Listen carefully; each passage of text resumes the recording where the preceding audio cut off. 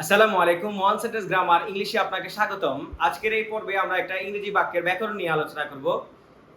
বাক্যটি দেয়া আছে, either of the students or the teacher is responsible। আমরা যেহেতু সেন্টেন্স পেয়েছি, প্রথমে আমাদের সেন্টেন্সের প্রথম কাজটা হচ্ছে সাবজেক্ট ভার্ব এবং হচ্ছে অবজেক্ট অথবা কমপ্লিমেন্ট আইডেন্টিফাই করা। যেহেতু আমরা এখানে অক্সিলিয়ারি ভার্ব পেয়েছি, তাহলে এই অংশটা পুরোটা হচ্ছে আমাদের সাবজেক্ট, আর এই অংশটা হচ্ছে কমপ্লিমেন্ট।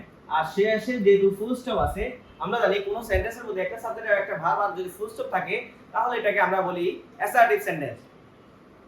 এখানে এই অংশটাকে আমরা হচ্ছে সাবজেক্ট বলবো, এটাকে হচ্ছে ভার্ব বলবো, আর এই অংশটাকে বলবো কমপ্লিমেন্ট। আমরা জানি এই সাবজেক্টটাই হচ্ছে আমাদের ইংলিশে মূলত হয় সাবজেক্ট, আর ইজ থেকে এই যে ফুল স্টপ পর্যন্ত পুরো যে অংশটা আছে সেটাকে বলা হয় প্রেডিকেট।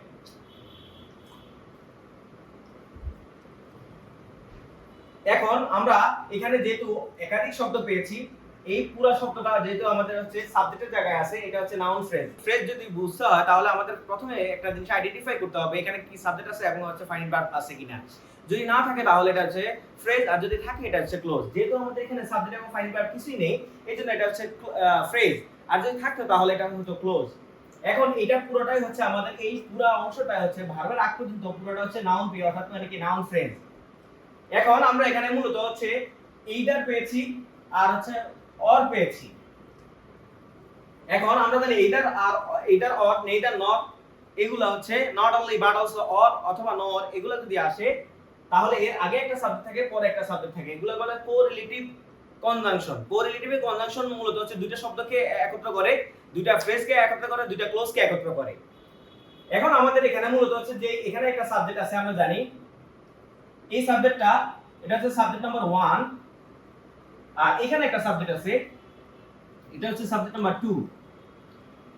এখন এখানে হচ্ছে দা আছে, তারপর হচ্ছে একটা নাউন আছে, এখানে হচ্ছে দা আছে, তারপর একটা নাউন আছে। আমরা জানি নাউনের পূর্বে যদি আর্টিকেল আসে তাহলে সেটাকে বলা হয় নাউন ফ্রেজ।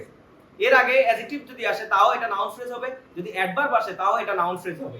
তাহলে এই যে আমাদের দা স্টুডেন্টস, এটা একটা নাউন ফ্রেজ, দা টিচার এটাও একটা নাউন ফ্রেজ। আমরা জানি এইদার অর নেইদার নট, এগুলোর পরে অর নর এবং হচ্ছে নট অনলি বাট অলসো, এর আগে হচ্ছে একটা সাবজেক্ট থাকে, পরে একটা সাবজেক্ট থাকে। সাবজেক্টটা সব সময় দ্বিতীয় যে সাবজেক্ট আছে সেই সাবজেক্ট অনুযায়ী হবে। এখানে যে দ্বিতীয় সাবজেক্ট আছে, আমরা জানি এখানে হচ্ছে দা টিচার, এখানে সাবজেক্টটা সিঙ্গুলার হয়েছে, এইজন্য আমাদের ভার্বটা হচ্ছে কি হয়েছে, সিঙ্গুলার হয়েছে। আমরা জানি সাবজেক্টটা যদি সিঙ্গুলার হয়, ভার্বটা সিঙ্গুলার হয়, সাবজেক্টটা যদি প্লুরাল হয় তাহলে ভার্বটা প্লুরাল হয়। যেহেতু আমাদের এখানে টিচার দেওয়া আছে, আমাদের টিচার এখানে আছে এস বাই এস নাই, এইজন্য এটা সিঙ্গুলার, এইজন্য আমাদের ইজ হয়েছে। যদি এখানে টিচার্স দেওয়া থাকতো, টিচার্স, তাহলে হতো আ।